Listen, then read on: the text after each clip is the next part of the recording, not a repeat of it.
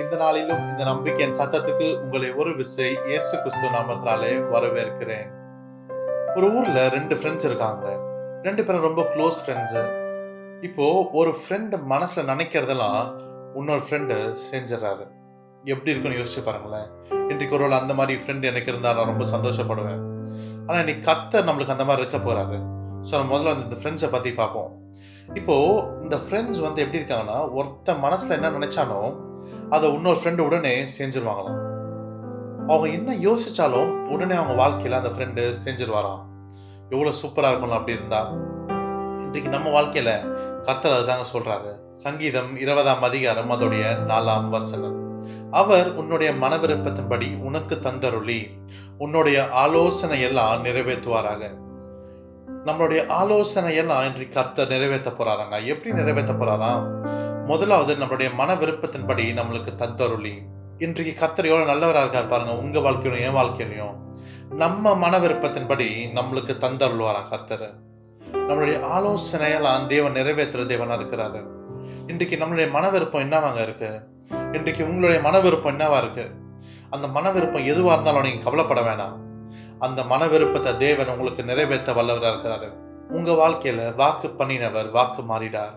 கர்த்தர் உங்க வாழ்க்கையில என்ன வாக்கு பண்ணாரோ அதை நிறைவேற்ற வல்லவரா இருக்காருங்க. உங்க மன விருப்பத்தை ஆண்டவர் நிறைவேற்ற வல்லவரா இருக்காரு. உங்களோட இருதயத்தின் வாஞ்சையை கர்த்தர் இன்னைக்கு பார்த்து கொண்டிருக்கிறாரு.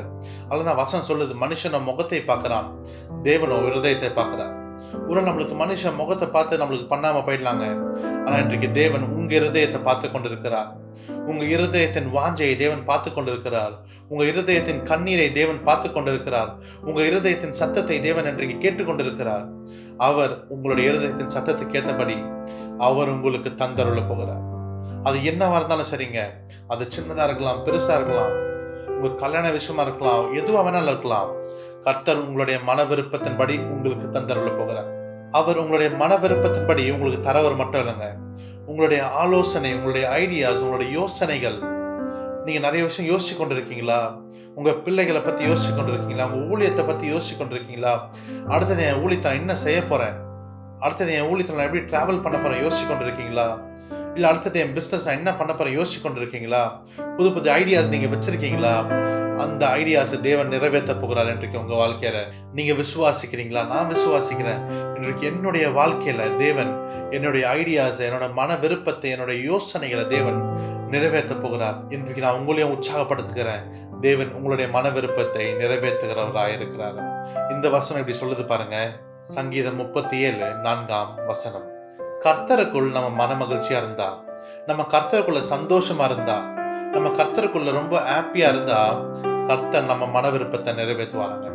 எவ்வளவு அன்பான கர்த்தர் பாருங்க. இன்றைக்கு நம்ம அவர் மேல மன மகிழ்ச்சியா இருந்தா, அவர் கூட நம்ம சந்தோஷமான ஒரு ரிலேஷன்ஷிப்ல இருக்கும் போது, இன்றைக்கு நம்ம இருதயத்தின் சத்தத்தை, நம்ம இருதயத்தின் கூக்குரலை, நம்ம இருதயத்தின் அழுகையை தேவன் நிறைவேற்ற வல்லவரா இருக்கிறார். நீங்க விசுவாசிக்கிறீங்களா? இன்றைக்கு நீங்க தேவன் கிட்ட மன மகிழ்ச்சியா இருக்கும் போது, தேவனோட கிட்டி நெருங்கும் போது, கர்த்தர் உங்க மன விருப்பத்தை நிறைவேற்றுகிற தேவனா இருக்கிறாரு. அதுக்கு அடுத்த வருஷம் இப்படி சொல்லுது பாருங்க. 37ஆம் அதிகாரம் அதோடைய 5ஆம் வசனம். உங்களுடைய வழிகளை எல்லாம் கர்த்தருக்கு ஒப்புவிச்சிருங்க, அவர் மேல் நம்பிக்கையா இருங்க, அவர் மேல் நம்பிக்கையா இருங்க. கர்த்தர் நம்ம மன விருப்பத்தை நிறைவேற்றுகிற தேவன். நம்மளுடைய ஆலோசனை எல்லாம் ஆண்டவர் நிறைவேற்ற போகிறாரு. இன்றைக்கு கர்த்தர் சொல்றாரு, நீங்க என் மேல மன மகிழ்ச்சியா இருக்கும்போது, நான் உங்க இருதயத்தின் சத்தத்தை கேட்டு, நான் உங்களுடைய இருதயத்தின் கூக்குரலை கேட்டு உங்களுக்கு எல்லாவற்றையும் நான் நிறைவேற்ற போகிறேன். அதுக்கு அடுத்த வசனம் இப்படி சொல்றாரு கேளுங்க. உங்களுடைய வழிகளெல்லாம் என்கிட்ட ஒப்பு கொடுத்துருங்க. நீங்க என்னென்ன யோசிக்கிறீங்களோ உங்களுடைய யோசனை எல்லாம் என்கிட்ட கொடுத்துருங்கப்பா. உங்க ஐடியாஸ் எல்லாம் என்கிட்ட கொடுத்துருங்க, நான் நிறைவேற்றுறாங்க. அது மட்டும் இல்ல, கர்த்தர் நல்லா அழகா சொல்றாரு, அவர் மேல் நம்பிக்கையா இருங்க, அவர் மேல் நம்பிக்கையா இருங்க. இன்றைக்கு நம்ம கர்த்தர் மேல் நம்பிக்கையா இருக்கும் போது, இன்றைக்கு கர்த்தரை நம்ம சார்ந்து இருக்கும் போது, இன்றைக்கு நம்ம கண்கள் அவரை பார்க்கும் போது, அவர் நம்மளை கைவிட மாட்டாருங்க. நம்ம மன விருப்பத்தை அவர் நிறைவேற்றுகிற தேவனா இருக்கிறார். நம்ம யோசனைகளை அவர் நிறைவேற்றுகிற தேவனா இருக்கிறாரு. நீங்க விசுவாசிக்கிறீங்களா? என்னுடைய வாழ்க்கையில நான் எதெல்லாம் யோசனும், என்னுடைய வாழ்க்கையில நான் எதெல்லாம் ஆசைப்பட்டனோ, தேவன் எல்லாவற்றையும் ஆண்டவர் ஆம் என்றும் ஆமேன் என்றும் செஞ்சிருக்காருங்க. இன்றைக்கு நான் விசுவாசிக்கிறேன், உங்க வாழ்க்கையிலையும் உங்களுடைய மன விருப்பத்தை, உங்களுடைய ஆசைகளை கர்த்தர் நிறைவேற்ற போகிறாரு. கிறிஸ்துவ வாழ்க்கைன்றது துக்கமான வாழ்க்கை இல்லைங்க, ரொம்ப சந்தோஷமான வாழ்க்கை. கர்த்தர் நம்ம சந்தோஷமா இருக்கிறது ஆண்டவர் பெரியப்படுகிறாரு. இன்னைக்கு நம்ம துக்கமா இருக்கவே வேணாம், நம்ம சந்தோஷமா இருக்கலாம். கிறிஸ்துவன் எதுக்கு தெரியுமாங்க துக்கப்படணும்? பாவம் செய்ய மட்டும்தான் கிறிஸ்துவன் துக்கப்படணும். வேற எதுக்கும் கிறிஸ்துவன் துக்கப்படக்கூடாது. நம்ம எதுக்குமே கஷ்டப்படக்கூடாது, நம்ம எதுக்குமே அசிங்கப்படக்கூடாது. நம்ம பாவம் செய்ய மட்டும்தான், கர்த்தருக்கு விரோதமான காரியம் செய்ய மட்டும்தான் நம்ம துக்கப்படணும், நம்ம அசிங்கப்படணும், நம்ம பயப்படணும். அதை தவிர்த்து கிறிஸ்துவ வாழ்க்கை ரொம்ப சந்தோஷமான வாழ்க்கைங்க. இன்றைக்கு நான் ரொம்ப சந்தோஷமா வாழ்ந்து கொண்டு இருக்கிறேன் கிறிஸ்துவ வாழ்க்கையில. இன்றைக்கு நான் விசுவாசிக்கிறேன், நீங்களும் சந்தோஷமா வாழ்ந்து கொண்டு இருக்கிறீங்க. நம்ம ஜெபிப்போமா? அன்புள்ள இயேசு சுவாமி, இந்த நல்ல நாளுக்காக நன்றி செலுத்துகிறோம், இந்த நல்ல வார்த்தைக்காக நன்றி செலுத்துகிறோம் ஆண்டவரே. அப்பா, எங்களுடைய மன விருப்பத்தின்படி எங்களுக்கு கொடுக்கிறீர்கள், அதுக்காக நன்றி செலுத்துகிறோம் ஆண்டவரே.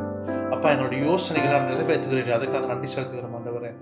அப்பா, உங்கள் மேல் நாங்கள் மன மகிழ்ச்சியா இருக்கும்போது தகப்பனே, அப்பா, நீ எங்களுடைய இருதயத்தின் வாஞ்சைய கேட்டு அதை நிறைவேற்றுகிற தேவனா இருக்கிறீர்கள், அதுக்காக நன்றி செலுத்துகிறோம் ஆண்டவரே. அப்பா, இன்றைக்கு எங்களுடைய வழிகள் எல்லாம் உங்ககிட்ட ஒப்பு கொடுத்துற ஆண்டவரே. அப்பா, எங்க யோசனையெல்லாம் உங்ககிட்ட ஒப்பு கொடுத்துற ஆண்டவரே.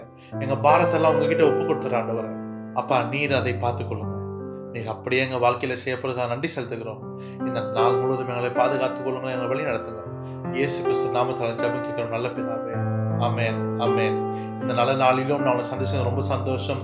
மீண்டும் ஒரு உற்சாகப்படுத்துற வசனத்தோட நாளிதத்தை உங்களை சந்திக்கிறேன். Until then, bye from Sam. God bless you. God be with you. Amen.